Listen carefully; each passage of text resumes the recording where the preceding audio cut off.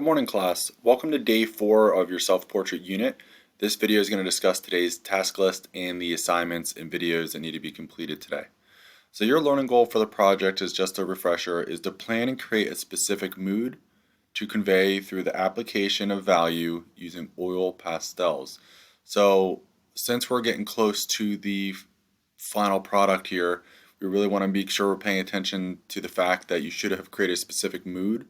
And that should not only be conveyed in the way you pose for your photo, but also the background details as well that you might soon be adding today or the following day. And then also you want to use oil pastels to apply full color. You do not necessarily need to add value, which is light and shadow, but that is how far you can take it. That's how you would make it look as realistic as possible by showing the different lights and shadows of your face, of your likeness. But the main thing is just make sure you have a clear mood.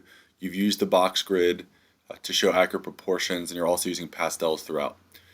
Your essential question is, why do artists write an artist statement? And as we've been discussing for the last couple of days, it's so that the viewer can have a clear understanding of the message and the intent behind the artwork, so that there's no misunderstanding of what the artwork might be about or how it was made, or how the artist even came to the end result in the first place.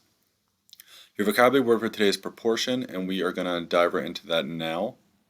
Your task list for today is you are first going to watch the proportion video, which is going to help you with today's entrance ticket questions. Please make sure you watch the video. It's a short video that gives you the answers to both of the questions and gives you further insight into the project. So once you watch that video, just hop on to your day 4 entrance ticket and answer the 2 questions: what is proportion, and how can proportion affect the likeness of a self-portrait? Both questions will be discussed in the video, so make sure you watch that. Task 3 and 4, there are 2 videos that are going to help demonstrate, one, how to blend your pastels, how to show proper craftsmanship with your pastels, and the second one is how to layer the pastels. Both videos, even though this may seem like a lot for today, both videos do not need to be watched in their entirety. You just need to watch enough where you get the concept of what I'm trying to discuss. So with the task 3, the how to blend pastels video, I want you mainly to understand how to apply proper craftsmanship with your pastels. Even if you're not ready to add your pastels today, that's fine. Still watch the video. You probably only need to watch about 30 seconds or so to get the idea of how your pastels should look on your paper. And to sum up the video, essentially I want to make sure that you're using solid colors, that you can blend colors when necessary or when you can, but most importantly, to make sure that there's no white of the paper showing through your pastels. They should be solid in every space of your paper. Task 4 for the how to layer pastels video.